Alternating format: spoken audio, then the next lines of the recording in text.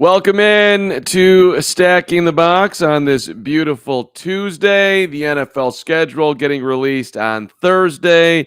Matt Verderame back in the saddle. Verderame, you're very excited about this schedule release. I don't get it. We all know what teams we're playing, but you're one of those guys that just you can't wait for Thursday, baby. I enjoy the schedule more than the draft. I really do. I really do. I like to envision how things might play out. I mean, obviously, I'm not going to be able to know every win and every loss. Although I will say this right off the top: Yeah, if you are someone who's really into that kind of thing, I have this annual tradition. I think this is the 5th time I've done it, where I pick every single game the night the schedule release comes out, all the way through, in this case, Super Bowl 57. And I have games of the week where I break down games of the week for each page. And in full disclosure, it is a slideshow because if it wasn't, it would be the biggest wall of text you've ever seen in your life. It's the only slideshow I'll write all year long. But it just, I honestly, God, I think it looks better with a week being a slide. It just breaks it up. You can skip ahead if you want to, whatever you want. But pick every game. We got a bunch of fancy little graphics in there, and I'll reveal who I think is going to win the Super Bowl. So, if you want to check it out. That'd be awesome. It's going to go pretty late Thursday night. It'll be up. I'll tweet out all day Friday.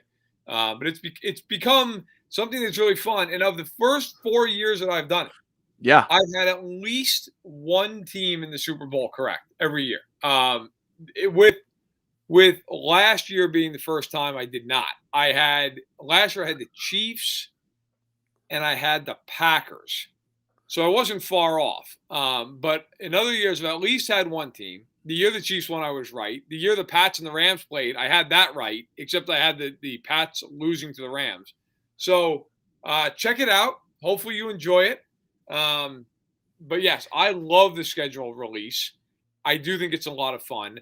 I like to know, like for some teams, it really doesn't matter, right? Like if you're Miami, it doesn't matter if you're at home in October or December. It matters if you're Buffalo. So I like that kind of stuff. So, listen, I did not know that you actually go 17-week slider. Is that 18-week slider, right? Well, plus 18, the whole thing. You do the whole thing. The whole thing. See, you're a leader, man. You're just a leader. You're a leader in the football wilderness. If you haven't hit that subscribe button by now, do it because I mean, who else is out there doing what Verderame's doing? Listen, I picked out some nuggets for you today. This is my gift to you on the NFL schedule. So I wanted to get as excited because we already do know. Well, we've got the Monday night doubleheader in week 2, Bills and Titans. The best. Apparently, the NFL feels like if we let out information slowly during the week, that'll just build up to Thursday.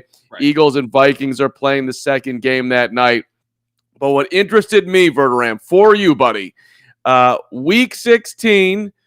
We're going to have a Christmas triple header, which falls on a Sunday. 3rd straight year the NFL playing on Christmas. Last year we had the Packers over the Browns. 8 zillion people watched it on Fox, 28.6 million to be exact. Third most watched game of 2021. The NFL should be playing on Christmas. But do you know why? How good are you, NFL history man? Do you know why I'm bringing up Christmas to you in the NFL schedule? Do you know what I'm about to reference? Yeah, the Christmas Day game, 1971. Yeah, there it is. Yeah, Dolphins Chiefs, longest game ever played. My father, if he's listening to this while he's driving, just went off the road intentionally. That game ruined Christmas for him for about a decade. What details can you give me on that game other than what you just said? It was the last game ever played at Kansas City Municipal Stadium. Because the Chiefs opened Arrowhead the following year. It was a 27-24 score. Gary Upremian kicked the game-winning field goal. Jan Stenerud, first Hall of Fame place kicker ever, missed 3 field goals in the game, including a chip shot at the very end. But most importantly, 31-yarder. You are so my hero. Keep going. Most importantly, yeah, Ed Podolock had arguably the greatest single game from scrimmage in NFL history. I believe he had 350 yards from total yards, including returns. Yeah, I mean, it was just an unbelievable performance from a guy who was a decent player, but certainly was not anybody you'd remember if you weren't a Chiefs fan. You're on it, man. 85-yard run for a touchdown in the first quarter. Then, It was unbelievable. And then he had a 78-yard run in the fourth quarter. And, that's when Stenerud missed the 31-yard chip shot. Many Chiefs players from that team would tell you that they were a lot better that year than the year they won in 1969. And Otis Taylor wrote a autobiography before, unfortunately, he had some health issues. And I have the book up on my shelf I'm looking at right now. And in the book, I believe right in the beginning, he talks about the fact that game wakes him up in a cold sweat sometimes at night because of how much it haunts him. So, I mean, that game, that was a killer. And that, by the way, that was the last playoff game they played for 15 years. Right. And so, and there you go. There's the kicker. The last piece of the research that I did today, quote, the Christmas Day Classic was the beginning of Miami's odyssey that included 3 straight Super Bowl appearances, back-to-back Super Bowl titles, undefeated 72. And then the last line, the Chiefs endured a 50-year Super Bowl drought before breaking through in 2019, defeating the 49ers. Yep. I mean, it's kind of a demarcation point, this, right?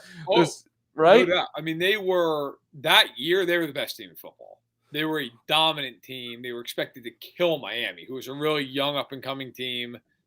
I mean, Bob Greasy's talked about the fact they didn't think they were going to win that game. Like, going into it, they thought they had no shot to win that game. Right. And they went in, they won, and they beat – do you know who they beat the following week in the AFC title game? Do I know who the Dolphins beat the following week in the AFC title game? Yeah. No chance, but I'll guess the go ahead. Steelers? They beat Baltimore. Okay. Here's a fun fact for you, and we get back to actually doing the podcast. People don't just tune out and stop listening. Hey, I'd like to know in the chat, is this good content for you? Do you like a little history lesson? You absolutely hate us all right now. I think you'll love it, but maybe I'm wrong. In 1972, the Dolphins, following year, they went undefeated. They lost in the Super Bowl to the Cowboys after they beat the Chiefs, and then they went undefeated in 1972. They won the whole thing. Okay. Because of the way the NFL did the scheduling back then, the playoff seedings, they did not give out home field advantage by record. They rotated it by division. So in 1972, the undefeated Miami Dolphins went on the road to play Pittsburgh in the AFC Championship game. That's BS. I'm glad they finally got that one right. Way to go, NFL. Changed it in the mid-70s. Good. They rotated by division. And that was the week after the Immaculate Reception when the Steelers beat the Raiders on Franco Harris's Immaculate Reception. So Miami, John Madden, 15-0 at the time, had to go on the road to beat Pittsburgh in the AFC title game. some serious BS. I'm glad they figured that out, and I appreciate this trip down memory lane. By the way, how do you like to get back to 2022 here? Yeah. Do you like, as an NBA fan, the NFL invading Christmas Day? Do you enjoy that you have all of that on at once, or do you hate the fact that the NFL is making you choose? Yeah. Okay. So as a big NBA guy, I hadn't thought about that till this very moment, but it does sting a little bit because that was like the official of the NBA season start day. So the 5 games on Christmas Day are going to get overshadowed. They'll probably get three viewers with the NFL going on. So it's a little painful for my hoop love, but that's okay. How pissed is Adam Silver, right? Oh. Like that is until the playoffs. I think we can both agree that is the NBA's big day, right? Yeah, like 100%. All day long, all night long. And the NHL does not play on Christmas Eve or Christmas. They give their players those days off. So the NBA has a total monopoly on this. College, I think, is made as a crappy bowl game or two. Nothing that's going to take away. And then the NFL's like, that's nice, triple header. Yeah. And nobody's watching Yeah, you're done. See you later. Your 1 day of relevancy in the regular season is now officially over. Okay. Now, keep in mind that this will not happen every year because when Christmas falls on a Tuesday or a Wednesday, you will not have. But I think the NFL is here to stay on Christmas in terms of, hey, if it's a Thursday night, you're getting a Thursday game.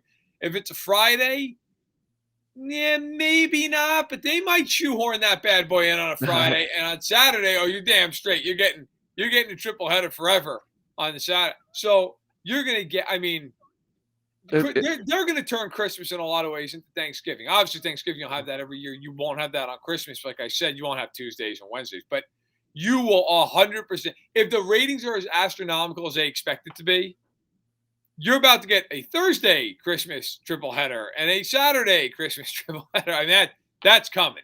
That's it's coming 100%. it's called squeezing as much juice / money out of the lemon as humanly possible, so we can all be 10-time billionaires and have 17,000 yachts. But hey, I like it. Christmas Day football. At the end of the day, that's a win. If I want to watch the NBA, I'll put on the NBA. Make your choices. No problem with me. There should be football on Christmas. I got no problem with it. I'm sure guys, they love being with their families, but it's also going to be on some level sort of, I mean, assuming you're not playing every year, kind of a treat to play on Christmas, Yeah, whole league's watching, that type of thing. I think so. I agree with that. I think, let me ask you, of all the games that have been released, and so far there's been 9. The international slate, which I'll break news here, that all those games suck. The international slate, the only game that's even any good is the game in Mexico, which is a Monday night game between the Niners and the Cardinals. It's a home game for Arizona. I don't know if you're ready for Jags Broncos in London or you're ready for the Munich game, which is the Bucks and the Seahawks. But pretty sure those games are going to be killings. The game in Mexico is a good game. And there are a few other London games as well. I can't remember off the top of my head. The Packers playing in London this year. It's another game that you're like, yeah, that game's going to be won by 50 points. But I will say the Christmas Day game between Denver and the Rams, that's a really good game. Russell Wilson going back to the NFC West, facing the Rams in their haunt. And then week 2, which was announced on draft night, Chiefs at Chargers. First game on Amazon. Al Michaels on the call with Troy Aikman. Or excuse me, not with Troy Aikman. Who's his partner? It's Kirk Herbstreit. Al Michaels and Kirk Herbstreit on the call on Thursday Night Football. And Amazon, they've had a couple games before, but this is the first game of their true package where they're going to take over Thursday Night Football. And that game's at Arrowhead. That's a hell of a game in week 2. It is. Leg up. It is. Like, my answer to your schedule question is really any game that involves the AFC West. I find the whole thing fascinating. I mean, that division is going to be unreal this season. Yep. And we're going to get to we can do this in a second, actually, our most improved versus teams that have fallen the farthest. But I'll what's happening? Let me just say this real quick. Yeah. And then we can move on to that. A prayer to the schedule gods, which I know the schedule's been in ink already here for a few weeks, if not a few months. For the love of God, can we please skip the bullshit NFC East games in primetime? Please? I grew up in NFC East country, okay? I have tons of friends who are Giants fans. When the Chiefs sucked for some years, not that I didn't root for the Giants. I went out and bought all their paraphernalia, but always liked the Giants. Please, for the love of God, can we skip the Giants and Cowboys in week 6 on Sunday Night Football? I can't take it. And the idea, all these Neanderthals who are the NFL does that for ratings. It's the NFL. You could put anyone in the world on and you're getting a rating. Green Bay is smaller than Rockford in population, okay? I think they're doing okay. I think Green Bay is doing all right. Okay, I think if you put Green Bay on against anybody, you're drawing. So can we please skip? Hey, it's Giants Commanders on Monday night, which ESPN for years has just been a crap sandwich on these Monday Night Football games. Every year we get the Vikings at the Bears. We got to watch Cousins throw 2 picks and go for 140 yards. We get these weird interconference hey. It's Jets-Lions. My God, put on a decent football game. I cannot that is the one complaint I have to schedule. The NFL is to shoehorn in these weird, we've got to get every single team on. And I understand you want to showcase a team once a year. And if you want to put on, the Jets or actually, the Jets have improved. The Texans on Thursday Night Football. fine. But maybe I'm in the minority here. Then put them against another horrendous team. I can either just miss the game completely, or I can just laugh at it. I don't want to waste watching a really good team at prime time beating the hell out of Houston. I have no time for it. Put either a really good game on or a horrendous game where we can all just either move on or have a good time with it. I would not hate a Cowboys Eagles matchup. That's fine. The Eagles are good. They made the playoffs. Okay, but you signaled out the hell off primetime television. Please, I can't take it. If I gotta watch Daniel Jones throw for $140 one more time, I'm gonna lose my mind. Well, you I don't know why I'm hearing myself back. Something different changed here. I don't know if anybody did something in Command Central that can be fixed. But okay, it actually sounds a lot better right now. Okay, you just lumped the whole NFC East in there. I think the Cowboys and Eagles is actually an interesting battle in that division. They're fine. They're both playoff teams. Yeah. Well, there you go. We always get these weird, like, hey, if you're going to put on the Cowboys, put them on with the Eagles. I don't want to see the Cowboys play the Giants ever. Remember those years? There was like a 5-year stretch where that was the Sunday night game every single year to start the season. Like, who the hell outside of New York and Dallas wants to see that? I would even argue people in New York don't want to see that. Oh, hold on. Would you rather watch the Bears play the Lions or the Cowboys play the Giants? Well, I mean, neither. Can I get the Packers and the Rams? Can I have that? No, we can't. How about Bears Packers? Bears anything. Also, it's atrocious. Like, my God. How about Packers Vikings? Sure. Okay. The Vikings are at least competent. Like, yeah, but okay. It's not great. It's not a great game. It beats the hell out of having to sit there and watch the Bears. Who, by the way, I don't know if you read Sack the Box this week. You better have. I just took the Bears to task for about 750 words to start the column. But that's neither here nor there. I haven't read it. I look forward to reading it.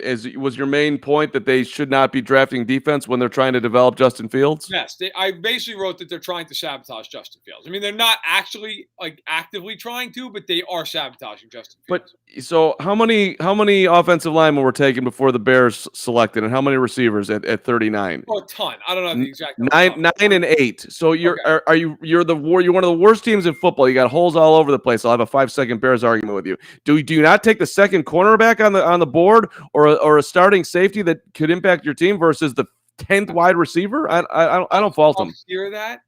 I'll hear that. But how about a tight end? Cole Kmet's not good. Okay, so if Trey McBride could have the top tight end off the board. Listen.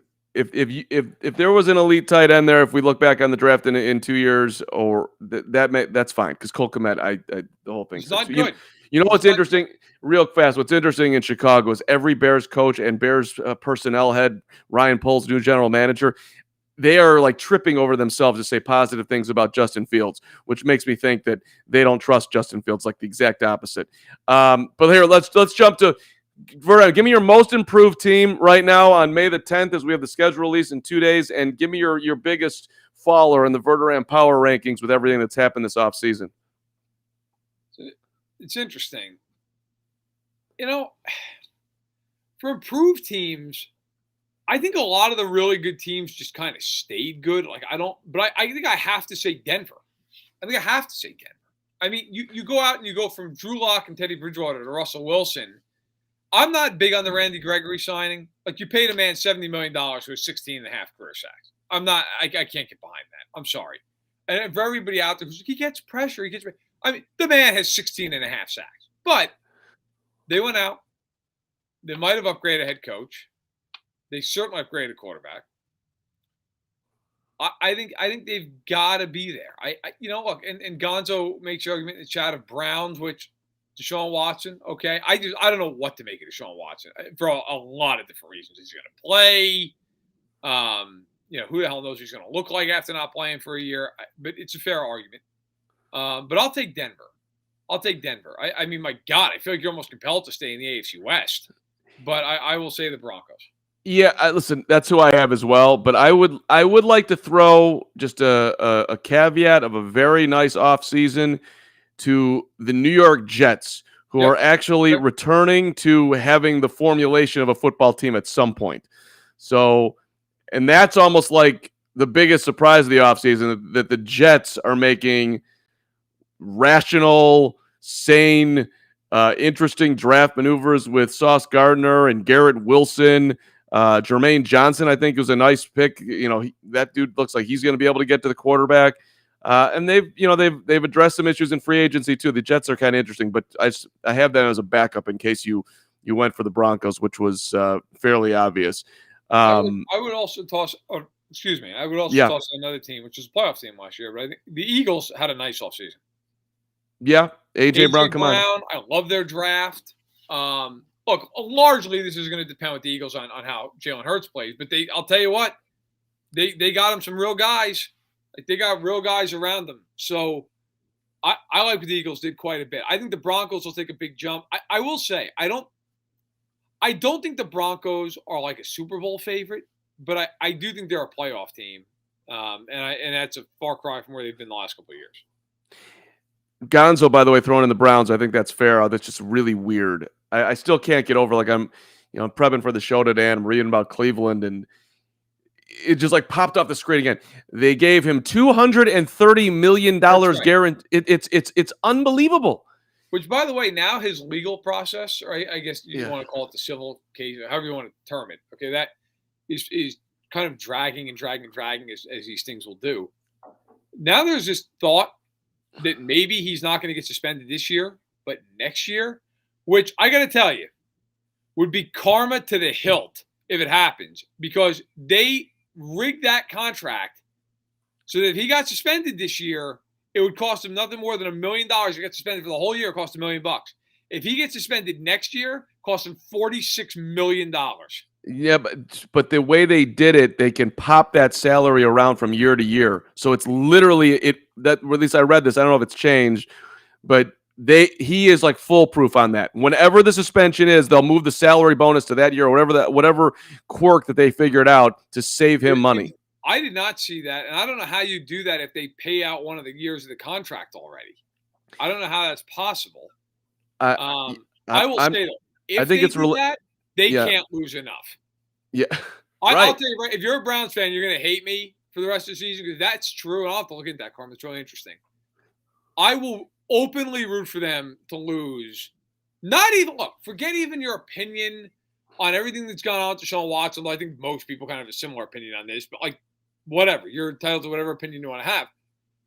I will root for them for no other reason because they are just actively at that point. If that's true, they are just actively saying, hey, look, even if whether or not true, untrue, whatever, however it all shakes out, like, hey, not only did we trade $1 million picks for you, but we want to make sure that you're in the least pain possible from a financial standpoint, regardless of what did or did not happen, allegedly happened, however you want to term that.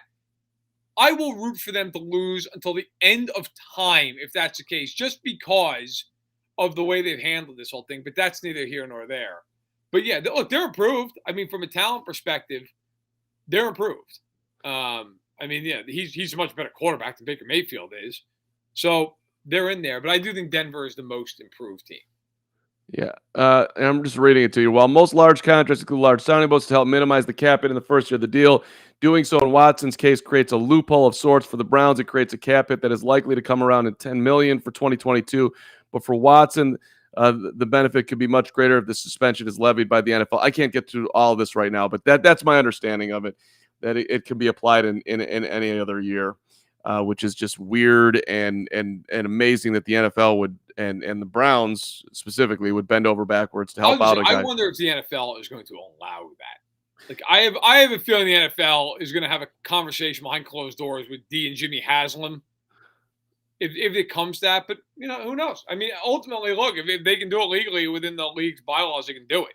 Yeah. I mean, but I'll tell you, that's a rough look for the NFL, and frankly, it's a really rough look for the Browns. Yep. We don't care. Give us Deshaun Watson. All right. Who's your biggest faller? The Verderame. Go ahead. No, there's a few. I got to tell you. I mean, one of them's the Cardinals. Like Murray, does but doesn't want out. Like he says he doesn't, but all of his actions say that he's really pissed off. DeAndre Hopkins got suspended for 6 games. You lost Chandler Jones. You lost Christian Kirk. You went out and traded a first-round pick for Marquise Brown. He's not worth the first-round pick in my eyes. They lost a lot, man. They lost. I mean, I don't know that you could make a case for them as being as good as they were a year ago. Stick with me here, but in a weird way, I think the Titans also belong in the conversation. That's mine right there, buddy. You go. Because Brown was so important to them. He's now gone. I get it, and I like Treylon Burks, but like penciling him in as A.J. Brown right off the bat is pretty risky. And it feels like the reason I go with them, though, is last year, it feels like everything, even though they had a lot of injuries, they beat a lot of good teams. Like, it just lined up. They were the number 1 seed, and they still couldn't win a playoff game. Like, I look at them, and I think to myself, like, it's probably not going to go that well again. Yeah, and I just think, like, you just sort of glossed over that, but people forget, at least I forget, the Titans were the number 1 seed. You're subtracting from that, and Malik Willis might be a great player down the line, and I love the pick in the 3rd round, but that's not happening now. So, and I also you look at that division. Matt Ryan just entered it. I don't know. I think you can certainly. Right. It's hard to even. You feel uneasy picking them to win the South. I mean, so I don't know. I would also quickly throw in, even though it's kind of on the side because they weren't good last year. Seattle. Seattle is brutal this year. Russell Wilson's gone. Bobby Wagner's gone. That team's awful. That team is like we're winning 3 games awful. Yeah, I when we're going down to that territory, the Bears won 6 games last year. You gonna win 6 this year? I don't know, man. The schedule's terrible. I mean, easy. You got a lot of dogs. One of the easiest schedules in all football. So that would be the saving grace. But they are not a good football team. All right, let us move along here to our into the future segment. And speaking of teams, by the way, that have high expectations, we're looking at Cincinnati, baby, boosting the offensive line. If you look around, the NFL prognostication world, most people have the Bengals in the top 5. Verderame, you're asking the question if they're going to live up to expectations. Cincinnati, we're looking at you. Houday, what do we think? I think the Bengals are good. I think they're for real in terms of they're a contending team. If I had to power rank the AFC, without giving away too much of my Friday situation, my Friday opus that comes out, I think they're probably, for me, they're probably 3rd. They're probably 3rd. But it's a close 3rd. It's a contending 3rd. Listen, they're better defensively than people realize. They got some real studs on that defense. Jesse Bates, Logan Wilson, Trey Hendrickson, Sam Hubbard's a good player. I worry about them, though, at corner. And I worry that offensive line. Like, look, they went out and got Lyle Collins. Love that move. Ted Karras. Okay, they went out. They improved that line. Alex Kappa, keep going. Yep, absolutely. But I got to see it work. But their offense, man, they got guys. I mean, they got guys everywhere. That offense can score a lot of points. I like Zach Taylor. I think they will fight with the Ravens in that division. But, I think the Ravens are right there with them. And the Ravens might be like a 3B to the Bengals 3A. And if you caught me tomorrow, maybe I'd even flip-flop those teams. But I think they're good. I think they're a very good team. I don't think they're a Super Bowl team. I think it was a little bit of a Cinderella run. I don't think last year they were the best team in the AFC. They just had an incredible run. Give them all the credit in the world for it. But I think they're good. I don't think they're going 8-9. I think they're going to be, a team that wins into double digits, but I don't think they'll be a Super Bowl. So let me give you my new favorite Bengal. And again, I'll test the Verderame knowledge base, which is never any holes, but maybe this one. This dude went to Kansas. He was first team All Big 12, and the Bengals, at least if you read their offseason stuff, they were super excited about how he's going to contribute on special teams. Do you know who I'm talking about? A man who was he was undrafted, and he was suspended 2 games for PEDs as well, which I don't know how he only got 2 games. I do not. I am throwing out of my new favorite NFL guy. His name is Puka Williams. Just put it out there, Verderame. You heard it here on May 10th. Carm, Puka Williams is going to have a moment here for the Bengals in 2022. Damn it. Okay. All right. Do you think they live up to expectations? Do you think they are a Super Bowl contender? Do you think they're a notch below? I have no idea how they got through this year. That to me is still amazing. And even at times going through, Burrow's basically playing on one leg. And they could have won the damn game, which is amazing. Yeah. I mean, they literally, they're gonna look back on that for God knows how long. More than they're gonna look. No, it's maybe almost sort of similar to how they look back on '91 in Cincinnati. I don't know what it's like to be a Bengals fan, but I assume 91? They still look. Am I? What year was the loss of the 9? 89? 88. 88. Why did I think 91? All right, whatever. 81, 88. 81 and 88. Okay. 81's one of my first Super Bowls that I remember, by the way. They had two MVP quarterbacks in those years. Both years had an MVP quarterback. I loved Boomer, and Ken Anderson was a. You're at least a little impressed that I pulled Ken Anderson out there. Admit it. I would hope you know who the hell he is. Okay. By the way, Ben Heisler's having slight technical issues, but if you're a diehard stack in the boxer and 11:30's Heisler, we'll pass along that info. Listen, the AFC's just tough, man. So I don't look at the Bengals. I think they're a good team. I think they're right there, but I don't have them ahead of Buffalo. I don't even know if I have them ahead of the Chargers. I certainly don't have them ahead of the Chiefs. So I think they're in the same tier for me as Baltimore, the Chargers, and the Broncos.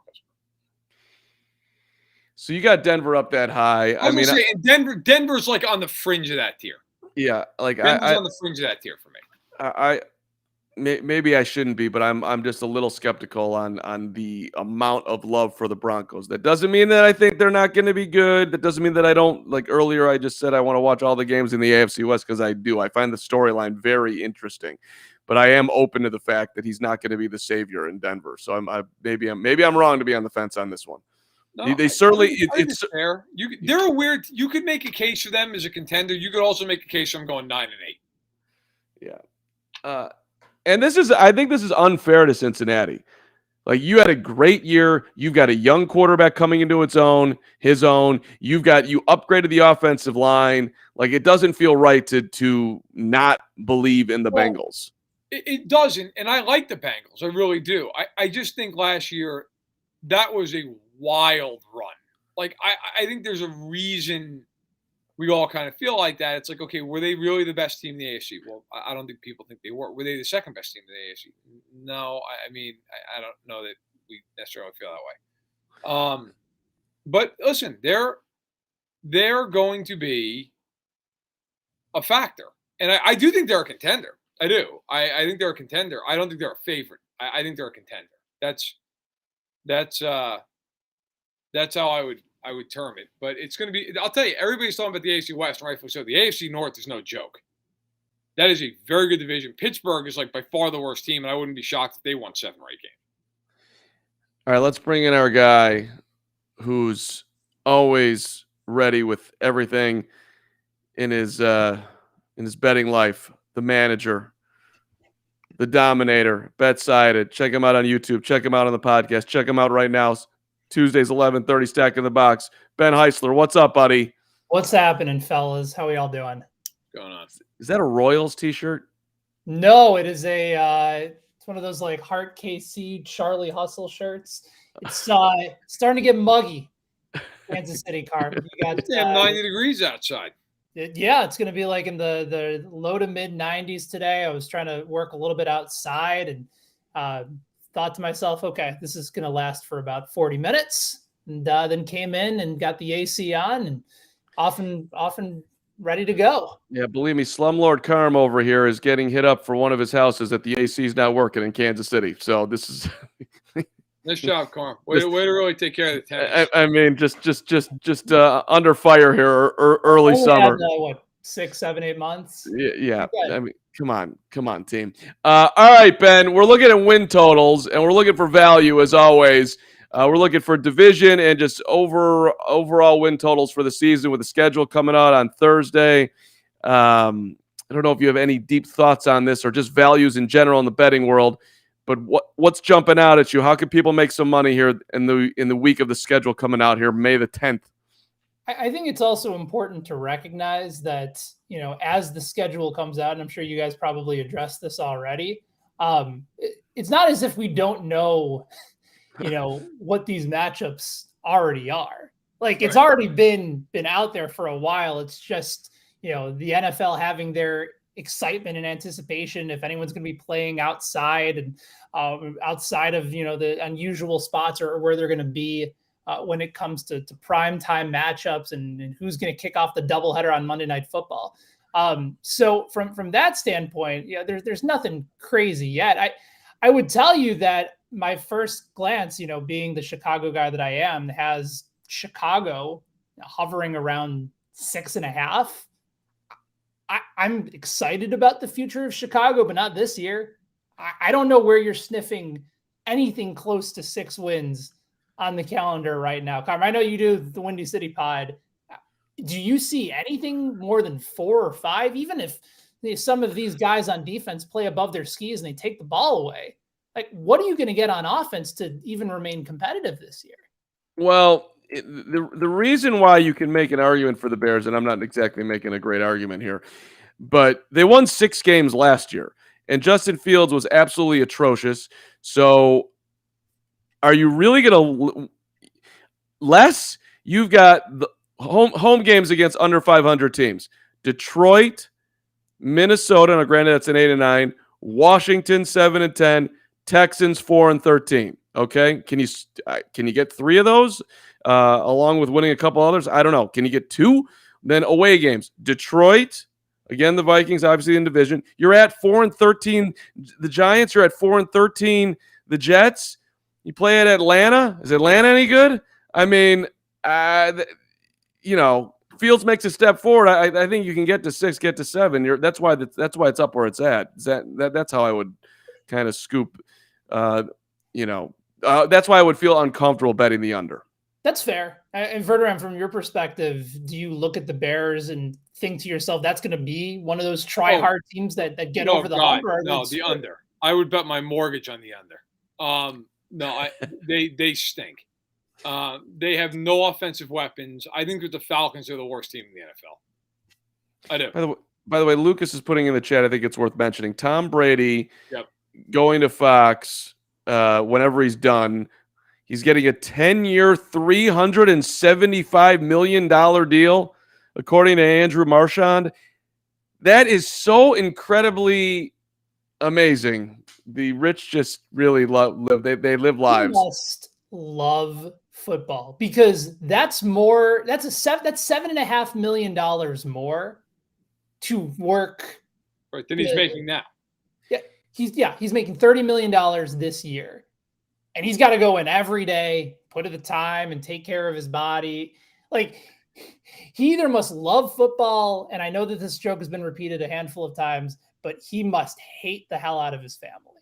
Because if you're getting that type of money right now to go to Fox, and he's like, nope, I need to spend as much time as I can at the facility so I can make $7.5 million less to get hit. To get 45 hit. years old. But your brain's bashed in. Come on. Playing sports is better than anything in life. Yes, he's done it for how many years now, Carm? You do it until you're done. Until you cannot play. The rest of your life, you can go hang out on the golf course. He's still one of the elite quarterbacks in the game. Why would you stop doing it? Because you can get an additional $7.5 million. He doesn't need the money. Your brain's bashed in. But he doesn't. First of all, quarterbacks nowadays, they might as well be wearing a pin-up on their jersey. I mean, the guy, he's rarely getting hit. Second of all, it's not about the dough. This money means nothing to him unless he wants to buy 17 islands. I mean, I really find it it's just amazing. I will say this for him, and there's a lot of people who hate him because he wins all the time. He's not going to be good on TV either, by the way. Keep going. I have my doubts about that as well. But you know what? People say whatever they want about him. I mean, he's going to be 45 years old in August, and he's the reigning passing title holder. I mean, it is unlike any career we've ever seen in sports. I mean, it really is. Like, and I don't want to hear. I know there are people who are like, well, no, Blanda played till he's. George Blanda was a place kicker and a backup quarterback at 45 years old. Yeah, he was not Tom Brady. Like, there is nobody. I mean, Julio Franco played forever in baseball. He was not Tom Brady.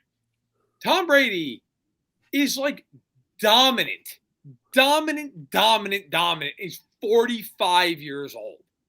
The only thing that to Brady's career, I will forever kind of put a little bit of a caveat next to. Nobody has had better luck in their career than Tom Brady. Nobody. If you ever go look, and I tweeted this out like 3 or 4 months ago, right when he retired, I think. Go look at the quarterbacks that have been in his division throughout his entire career. It is a comical list of garbage, like to the point that it's almost impossible. The 1 year that Brett Favre was in his division with the Jets was the year Brady got hurt. Like, there are nobody. The best quarterback, other than Favre, because again, he was out that whole year, that he ever faced in the AFC East was weird, bizarre Josh Allen at the very beginning of his career and Chad Pennington. That is it. And it's not even arguable. Like, there's no argument. Then he goes to the NFC South and gets washed up Drew Brees, Matt Ryan on the worst team in football, and now has who in that division? Jameis Winston, Marcus Mariota, and Sam Darnold. Like, it's unbelievable. No one's had an easier run of it in their lifetime than Tom. Now, that being said, that run, that easiness ends in the playoffs where he's been incredible. And he's beaten one great player after the next. So I'm not discrediting him. I mean, my God, he beat Manning a million times. He's beaten Mahomes a bunch of times. He's beaten anybody, Roethlisberger, anybody could throw at him. Warner early in his career. He beat them all. But nobody has had the just surreal amount of, hey, here's 12 wins in a playoff spot. But what he's done with that gift of non-competition in his own division is incredible. I mean, there are plenty of guys who have had easy paths to the playoffs and done nothing with them. Brady has been unbelievable. And at 45 years old, still do what he's doing. And then, hey, by the way, when you retire, you're getting paid like an elite quarterback for the next decade to hang out in a suit. I mean, the man has he has lived the life. He has aced the American dream in a way that few others ever have. And I love that you're pointing out the obvious here is that Tom Brady is the most overrated quarterback in the history of the NFL. And and the Super Bowls that he won, I mean, listen, you put an average quarterback in there, they probably win at least 4 of the 7. So, no, let's not go crazy with this guy. I mean, he's good, but he's not great. Okay, that's not what you said. But what I would point out here, or just the flowers that I would like to throw Brady right now. This dude is the model for squeezing everything you can out of yourself. So give him credit for living the life that he lives of kale and yoga and studying and perfection that that most of us are not willing to commit to. He has done it to the top, to the best of his abilities. And he continues to do it after all his success, which is just straight insane. So like any field that you're working in, be it an NFL quarterback or sales or whatever, this dude lives his life all in to be and you got to give him the props for that. He deserves all the flowers. Congratulations. I was thinking about this the other day, just, in getting to my mid-30s of my life. At what point in your life do you, because I think this ties into what you're saying about Tom Brady, Carm. At what point in your life does the high-low variant change between looking good for the beach and for the gym versus eating whatever the hell you want, as long as like it's not going to completely destroy your heart or your chest later on? Like, at one point you just say, screw it. Like, I don't need to impress anybody. I just want to eat delicious food and be happy. I think it happens right around this time in my life. I really don't think that's part of I think I have no idea how, what goes on inside of Tom Brady, but my guess is that he ain't doing it to impress anyone. He's doing it for himself. When he looks in the mirror. Everybody else, not Brady. Brady has decided to take this to an entirely different level beyond anything we can ever comprehend. So when your question is, when do I not give a shit what the rest of the world thinks about me and I could just be me? I'm saying purely based on looking good versus the quality of food that you're going to consume. Yes. Verderame, you want to take a stab at this? I'm probably the wrong person to ask because I'm kind of the inverse. I ate and consumed alcohol like a maniac in college, like most, and then I basically just continued right on through in the 20s, and didn't care at all. I was like, not hanging over my belt, I'm fine, and never care. I mean, I'm not a beach guy. I never, if I'm taking my shirt off, I'm taking a shower. So that was never something I cared about. And now I'm 33. I had to actually think about that for a quick second. And by the way, I thought the question was going to be, when do you just give up on what profession you're in? You're like, it's good enough. I thought that's where we were headed. But now I'm like the opposite. Now I really do watch what I eat. I have a trainer. I go work out a few times a week with her, work out on the side. Like I really am like, I keep track of body fat percentage. I never did ever until like 7 to 8 months ago. So I'm actually kind of the inverse. But I think most people, once you're like comfortable, look, this is probably the wrong answer. But like once you're comfortable in your marriage, and like you're just like, what the hell? What does it matter, right? We're married, we love each other, we're good. Like, I'll have an extra cannoli. Why not? I think that kind of is the thing, right? Like that's kind of the line of delineation. At least I think so. I know certainly my friends, it seems, have followed that track. This is a very, very odd 2 minutes in the history of Stacking the Box, but one that I very much enjoyed, for the record. Well, that's on me for completely. No. You're doing great work, and I just want to underline things that I just learned. One, that Verderame as a trainer, which is kind of a. We should probably talk about this offline, but I'm just too curious to not ask right now. So, like, Planet Fitness trainer, or does this person come to that basement? What do we got going on here?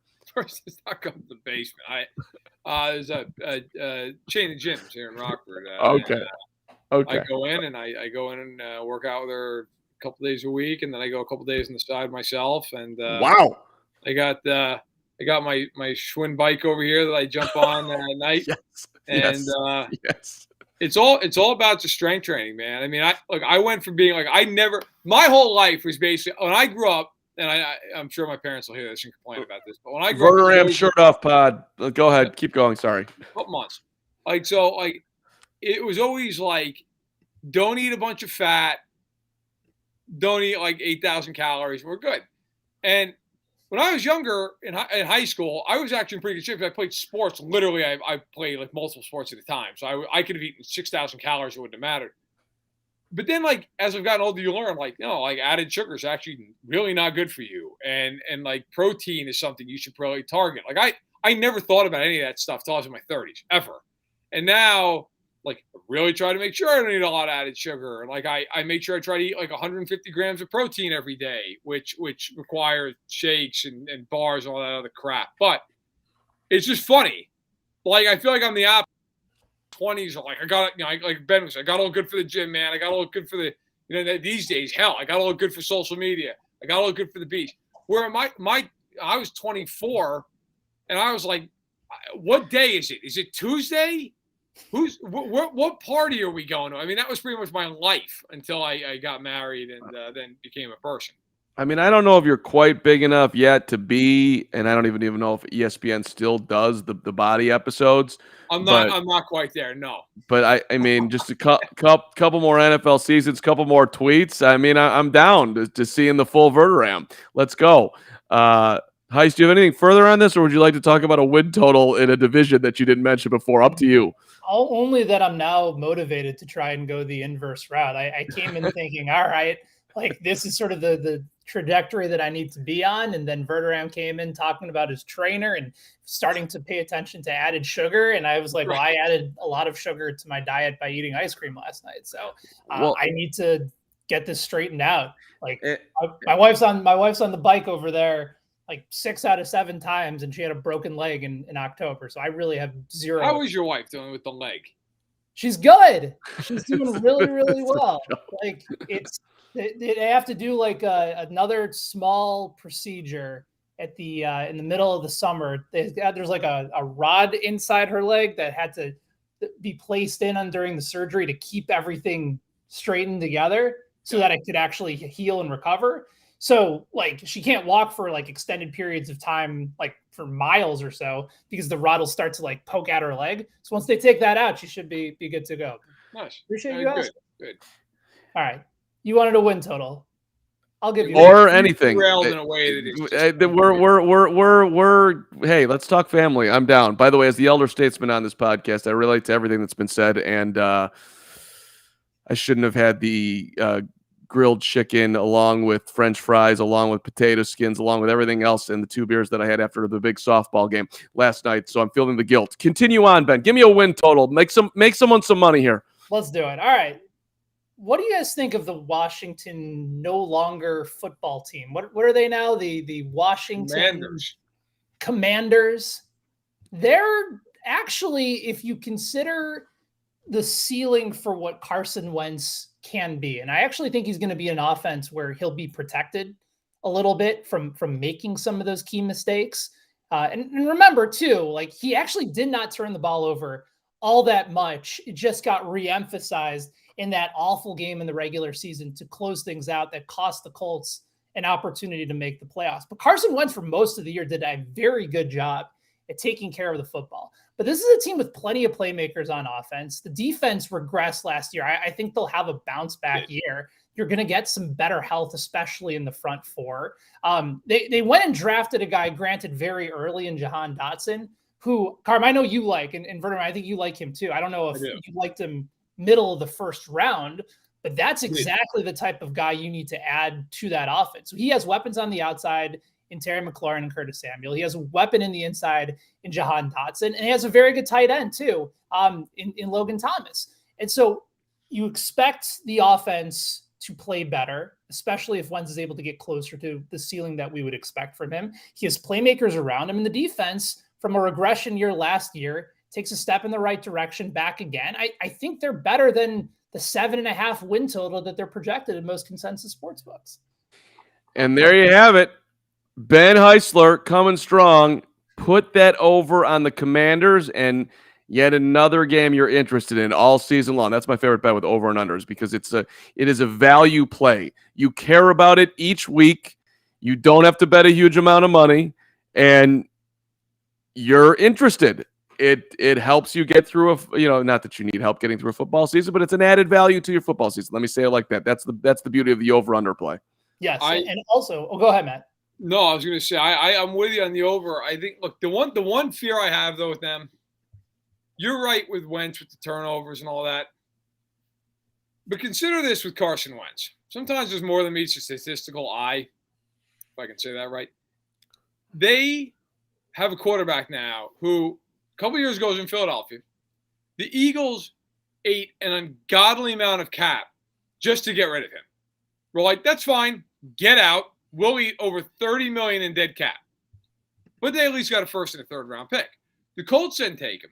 Having given up a first and a third round pick, they win 9 games last year. Statistically, he puts up a decent line. The Colts then, without having any answer at the time, were like, you know what? Get out. Get out. We will again eat money. We don't care. Please leave, because our ownership hates you so much. We will do anything to get rid of you. We're not getting a first round pick back. The trade looks awful. We might have to start Sam Ehlinger. We don't care. Go home. That worries me. Like, it's like and you hear these things, and God knows I'll be the first to say, I've heard them when you're out and you talk to people in the league, like, not the most likable guy, not the best guy in the room. A lot of times when you hear stuff like that, like people, like teammates, coaches, whatever, people will jump to the defense of that player. Can anyone point me to one person who's jumped to the defense of Carson Wentz? Because if they have, I miss that person. Like, I am yet to talk to one person. It's like, you know what? I disagree. He's a great guy, and he's a leader. That worries me. Like, that franchise, not exactly getting a ton of leadership up top. Like, Ron Rivera is basically the only guy who's leading in terms of, like, in that building on a day-to-day basis. that is concerning to me. But I do think from a talent perspective, they should at least be like around 8 to 9 wins. I will slightly just throw out there that when he got to Indianapolis last year, I remember just a lot of people stepping up like, but now on Carson and Philly is that he's a bad teammate. They were pushing back on that hard. But then you can look at the way it ended. And people like to say positive things in the offseason when you acquire a new player because they want positive things out there, and we are welcoming him. Let's say nice things, even if we don't really mean it. Go to the Bears and Justin Fields, and how did it work out for the Eagles last year? Yeah, okay, that's fair. They didn't miss him. You weren't crying. No, you're right. Hey Ben, stay healthy, brother. Good stuff. Get Good that to see ace. you guys. Excellent time today. Always. We love you, Ben. We'll see you next week. Ben Heisler taking off here. All right, Verderame, we're saying goodbye. With the schedule release, we already hit our last segment, which was just you're added sugar, and I'm sure people were like, "Shut up! I don't care," and I don't blame. Well, I got something for you because tonight's a big night. I've been playing in the Deer Creek Tennis League for about 2 months now, and there's 4 levels in this league. They tried me out to see if I was capable of playing in the 4-5B level. I played a guy at the bottom of that who didn't win one match in the prior session, and we had a battle, and I should have beaten him, but I lost. So I was worried that I wasn't going to get one win in the damn league, but I would be at least moderately competitive in the losses. But I did win my first 2 matches when it was in first place, and they put the standings out every week in the email and the results and the whole thing. So there was Carman, 2-0. I was feeling great. Unfortunately, since then, I have not won another match. And my biggest loss came to good old Mike Weinstein. 0-1. He cracked the living daylights out of me. Now, I played terrible. But tonight is the playoffs, Verderame. And I am rematched as the 6 seed against 3 seed Weinstein. And so, how many seeds are there? 8? There are 8 seeds. I beat. People were in this league to begin with. So no, everybody makes the playoffs. So the 8 seed who did not win a match is there.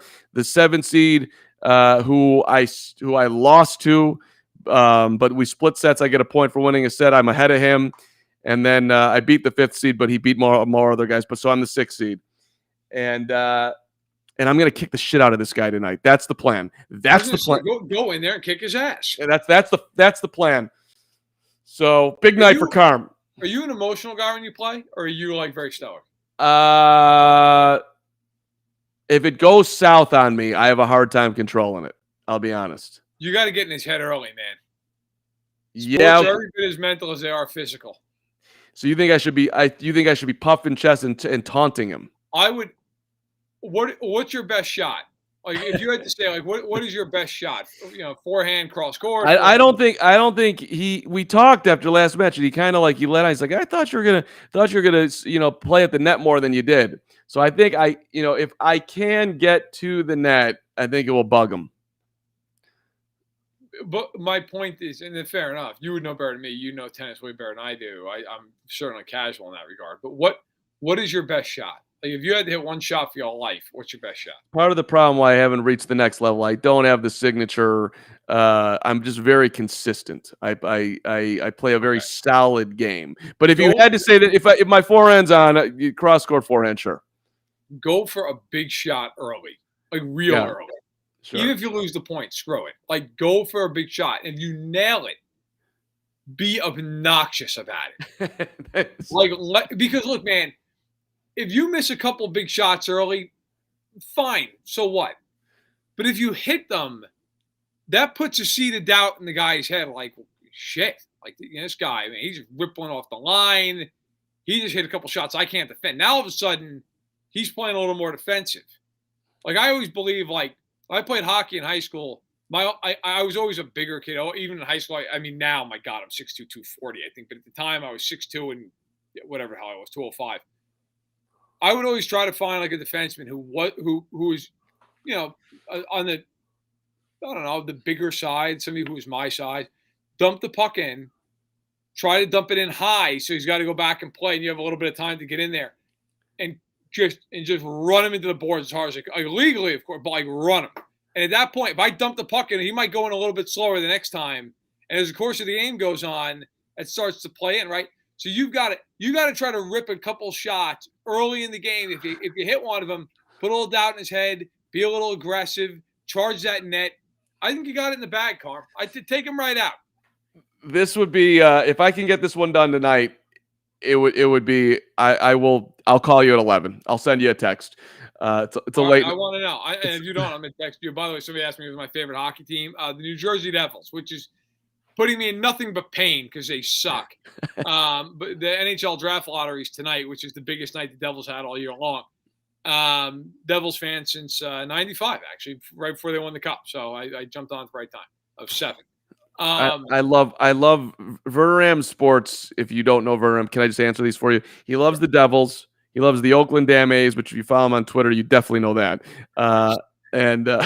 Hey, they traded everyone. They're still hanging around. At least they were the last time. They just lost 9 in a row. Okay, well, before the 9 in a row, they were about a 500 team. Have they really lost 9 in a row? Sorry, I haven't been paying attention. And scored like 12 runs in the 9 games. Yeah, well, okay.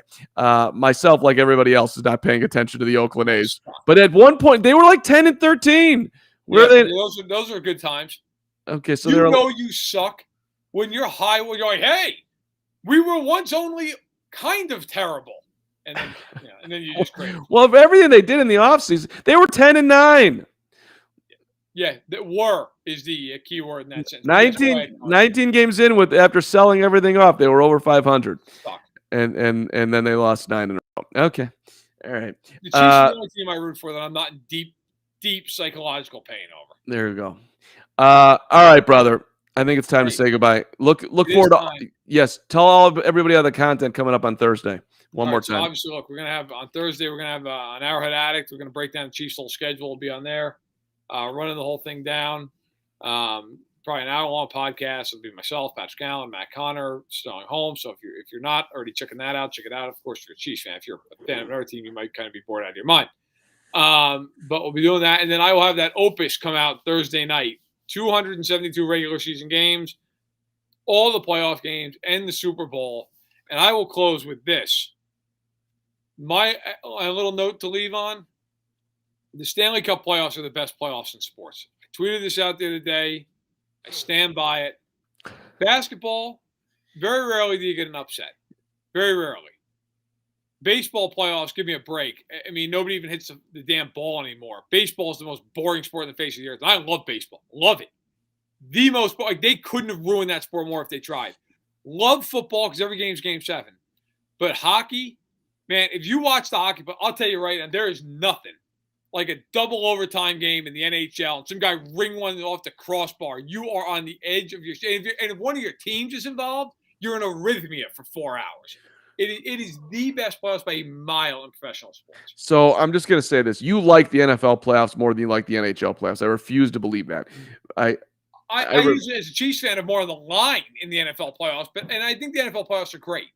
But the NHL playoffs, man, you get those 7-game series, and by game, I know you follow hockey. Like, you get game 5, game 6, and those guys, especially like second and third round, they're beat up, and guys are playing with like broken feet. It's crazy, those playoffs. Yes, they're insane. And listen, people who love hockey like you, this is what you hear this every time at this point of the year. NHL playoffs, best ever. I'll just say this for those sleeping on the NBA and for you hockey fans sleeping on the NBA. If you want to see hockey on a basketball court right now, on old school hoops, Verderame, you should check this out. The Celtics-Bucks series. I've been watching it. It's freaking insane. I mean, it is violent out there. And Giannis is, I love him, but he's like a combination of Lambeer / Wilt / Russell. Bulldozer. I mean, it's unbelievable. He's just killing people, throwing elbows, like pass it down. I'm like, okay, take it easy. By the way, 2-2 going to Boston. Who do you have in that series?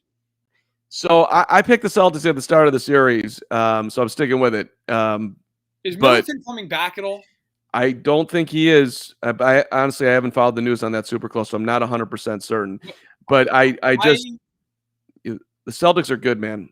They're But I very good. but I got to say I don't feel comfortable in that pick at all. I'm 'cause- taking the Bucks, but I also don't feel comfortable. The problem I have with basketball, and is usually it's just chalk. Now this year has been a lot of fun, I will say, because this year the Suns, like the Mavericks, are giving them a series, and Luka Great is good series. for 50 at any time. I love watching Golden State. I always have. I love watching that team. And the East is fairly. So this year, I agree. Like a lot of years, you're just like, oh, that team's going to win, and then they win. Where hockey, like anybody can win. It's chaos. It's insane. It's just so much fun. And I will tell you, if you're a hockey fan, and I'll leave it at this. Normally, you'd hear these two teams like, the Flames and the Stars, that series. The goaltending has just been, between Markstrom and Ottinger, has just been unbelievable. Like, Ottinger lost last night for Dallas. He faced like 50 shots, and they lost, I think, 3-1. There was an empty net, made it 4-1. Trivia question for the chat. Other than who just Verderame name, can anybody name a Flame and or Star as we wrap up here? Because I'm going to guess no. You can't name anybody on those teams? The Calgary Flames or the Dallas Stars? Calgary like 115 points. You can't name one guy in the team? I don't care about the Calgary Flames. Are you nuts? The Calgary Flames. Can you name anybody on the Magic? Yes, I love the Magic. Oh, God. Seek help. All right, we got to go. We've probably lost 100 subscribers to this podcast. They loved every minute of it. Hey, thank you, by the way, for real, for hanging with us today. For those who are still hanging out, and yes, tell a friend. Stag in the box, damn it. You'll get an NHL hot take at the back end, and Arrowhead Addict on Thursday for the schedule release for everybody who loves Matt Verderame, which is damn everybody. So do a great job. I know you will, and thanks for watching out there, brother. Verderame, good times. You too. Take care, Carm. Good luck tonight. See you guys. Yep. Bill's going down.